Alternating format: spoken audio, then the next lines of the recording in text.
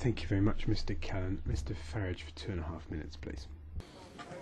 Well, happy Schuman Day, or Europe Day as you now call it, although I thought the celebrations were rather muted. The only bit of real passion we had was Mr Schulz slagging off the English, but that now appears to be the sort of popular sport in this Parliament. And when people stand up and talk about the great success that the EU has been, I'm not sure anybody saying it really believes it themselves anymore. I think we're celebrating the wrong day.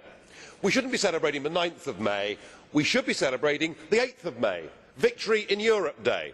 We should celebrate the last time the Germans tried to smash the continent and they foundered, and at least half the continent got its democracy back. What we're celebrating on the 9th of May is another attempt, through different means, to smash democracy across Europe.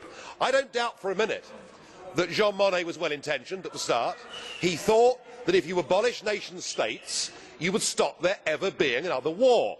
He didn't at the time, of course, have the benefit of seeing that theory as it played out in Yugoslavia. But like communism, this has all gone badly wrong, and the EU Titanic has now hit the iceberg. It is a European Union of economic failure, of mass unemployment, of low growth, but worst of all, it's an EU with the economic prison of the euro. And this now poses huge dangers to the continent. We face the prospect of mass civil unrest, possibly even revolution, in some countries that are being driven into total and utter desperation.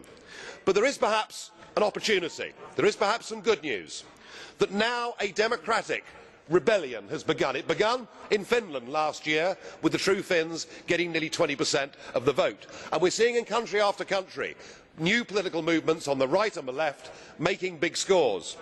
But that may not all be good news, because in Greece what we saw last Sunday was rather reminiscent of the German election of 1932.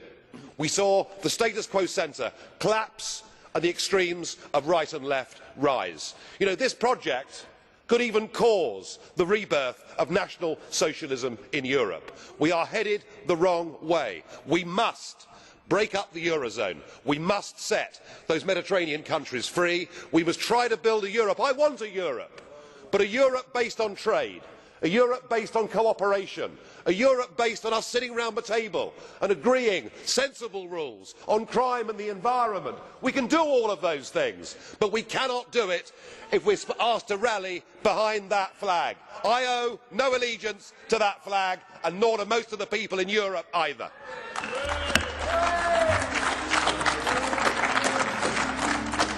Vielen Dank, Herr Kollege Farage.